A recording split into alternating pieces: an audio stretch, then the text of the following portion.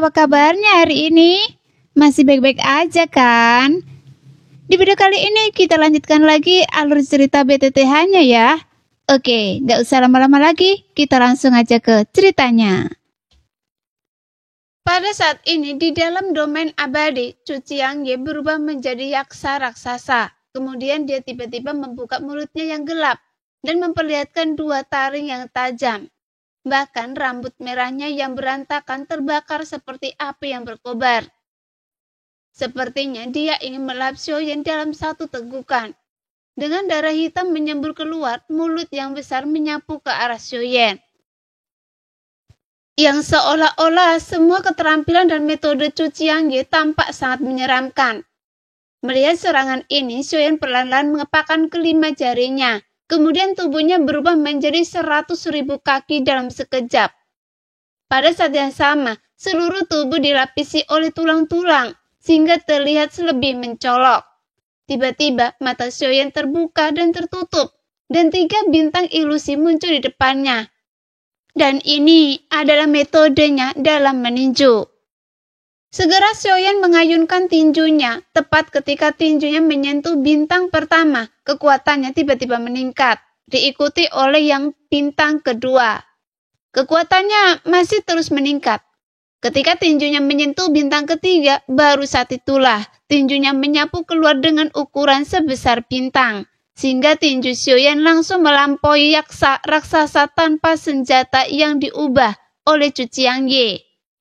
Saat tinju Xiaoyan yang mampu menutupi langit dan matahari itu menyapu dan liar dan bertabrakan dengan yaksa raksasa, kekuatan keduanya begitu dahsyat, sehingga kilat penghancur yang tak terhitung jumlahnya menyambar di sekitar pada saat tabrakan.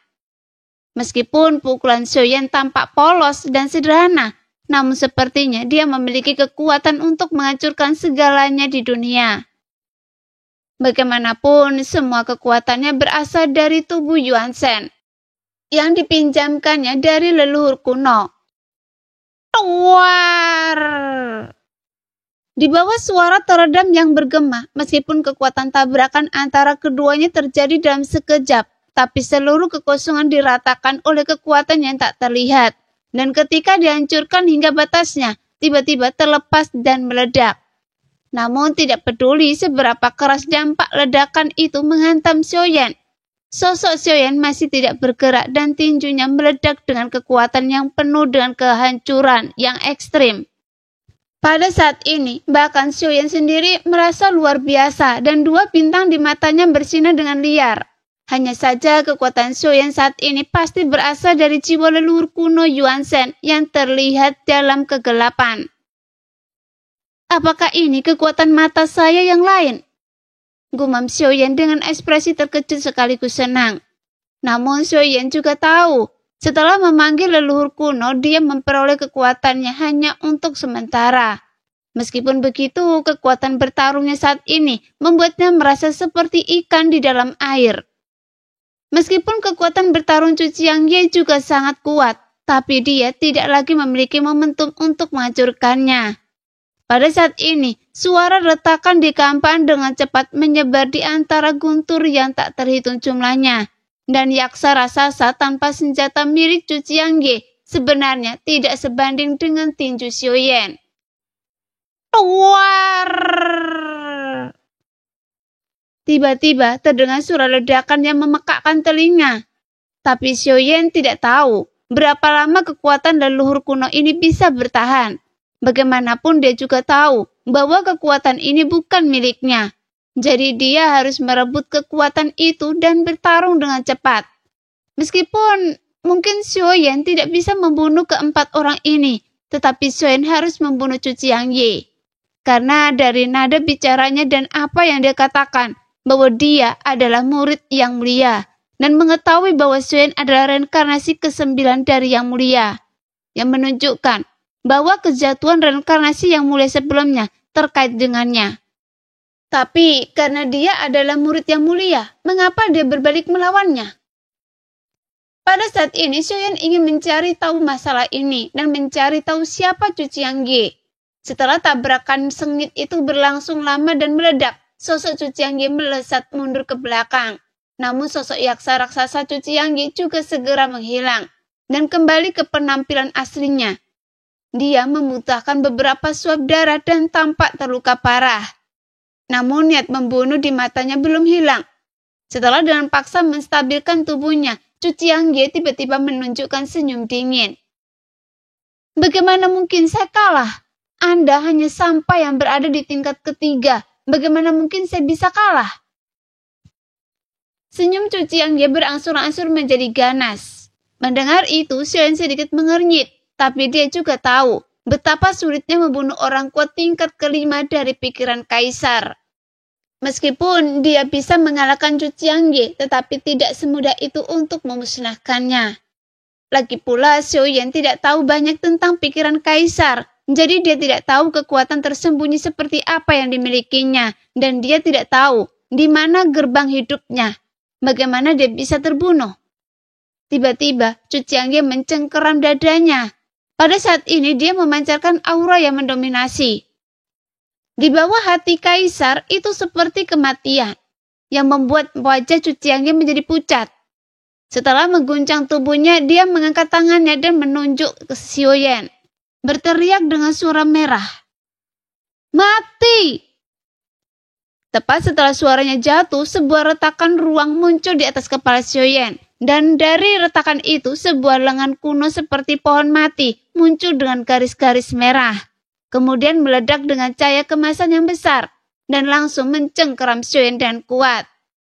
Meskipun Xiao Yan tidak tahu dari mana datangnya lengan raksasa ini, tetapi Xiao Yan tiba-tiba merasa takut saat lengan ini menekan cengkeramannya. Bagaimanapun, lengan ini muncul secara tiba-tiba. Namun Xiao Yan juga bisa merasakan samar-samar aura yang sangat kuat dari lengan tersebut. Saya akan membantu Anda membunuh orang ini, tetapi Anda harus menjadi budak saya selama 100.000 tahun lagi. Saat lengan raksasa itu terus menekan ke arah Xiao Yan, suara laki-laki yang suram tiba-tiba terdengar. Dan Xiao Yan langsung merasakan niat membunuh yang sangat kuat, menyelimutinya. Bahkan niat membunuh ini sangat kuat, sehingga Xiao Yan merasa seperti seekor semut. Semut tidak penting yang bisa dihancurkan sampai mati kapan saja. Pada saat ini, lengan itu tiba-tiba terentang dari celah, yang membuat tubuh Xiao Yan tidak dapat bergerak saat ini. Bahkan Ye Beijing dan Wang Ye yang melihat lengan itu muncul dari celah itu tercengang. Mereka berdua terus menatap lengan itu dengan mata terbelalak. Jika dilihat dari ekspresi mereka, mereka juga merasa ngeri, seolah-olah mereka tahu siapa pemilik lengan itu. 100.000 tahun adalah 100.000 tahun. Bunuh dia, saya harus membunuhnya. Pada saat ini, Cu Ciangge tampaknya memiliki keinginan kuat untuk membunuh Xiao Yan, seolah-olah dia ingin membunuh Xiao Yan dengan segala cara. Melihat keinginan kuat Cu Ciangge untuk membunuhnya, Xiao Yan menjadi bingung. Kemudian dia meraung dan marah. Meskipun saya tidak tahu dendam apa yang Anda miliki, jika saya tidak mati hari ini, saya pasti akan membuat Anda membayar 10 kali lipat harganya. Dan ini adalah sebab dan akibat yang telah Anda ambil. Sambil meraung, tubuh Xiao Yan gemetar di sekujur tubuhnya. Dan tubuhnya yang besar setinggi 100.000 kaki runtuh seperti menara tinggi, memperlihatkan tulang-tulangnya yang putih. Pada saat yang sama, dagingnya meledak menjadi kabut berdarah. Tampaknya dia tidak dapat menahan kekuatan besar yang menyelimuti-nya. Karena tubuhnya yang kuat tidak dapat menahannya dan runtuh inci demi inci dalam sekejap. Namun Xiao Yan tampaknya sudah terbiasa dengan rasa sakit seperti ini, sehingga dia bahkan tidak meraung kesakitan. Jadi yang terdengar hanya suara daging yang meledak. Kemudian suasananya menjadi sangat sunyi. Pada saat ini, dada Cu Ciangge naik turun dengan kuat. Saat melihat Xiao Yan yang vitalitasnya dengan cepat memudar, dia merasa bahwa semua yang telah dilakukan sudah sepadan. Seekor semut mati. Tepat ketika lengan raksasa menekan Xiao Yan ke bawah lagi, tetapi pada saat ini daging yang diledakkan oleh Xiao Yan menjadi kabut darah, tiba-tiba mengembun. Kemudian sosok raksasa setinggi 1 juta kaki mengembun dalam kilat merah. Anda telah menunggu hari ini untuk membunuh saya. Tidak peduli dari mana Anda berasal. Saya Xiaoyan akan mengingat dendam hari ini. Tetapi tidak semudah itu untuk membunuh saya. Karena yang disebut semut bisa dibunuh hanya dengan sekali cubitan. Tetapi sampai sekarang saya belum mati. Sambil meraung dan keras, tulang-tulang luar tiba-tiba menyelimuti tubuh Xiaoyan lagi. Kemudian dia mengangkat tangannya. Tiba-tiba tombak penghancur bintang mengembun di telapak tangannya. Dan Xiaoyan segera mengangkat tangannya untuk bertarung dengan lengan itu. Anda hanyalah sisa dari klan Yuan Shen. Dan saya menginginkan senjata Anda. Tiba-tiba suara pemilik lengan itu terdengar lagi. Dan begitu suara itu jatuh, seluruh lengan Xiaoyan yang memegang tombak penghancur bintang langsung meledak. Sehingga tombak penghancur bintang lepas dari kendali Xiaoyan dan terbang ke telapak tangan raksasa hitam yang layu itu.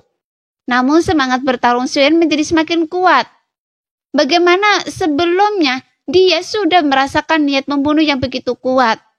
Dan niat membunuh itu mungkin bukan dari keempat orang ini, tetapi dari sosok pemilik tangan hitam layu yang terentang dari celah kehampaan itu. Demikianlah cerita hari ini. Kita lanjut lain hari ya guys ya. Bye-bye.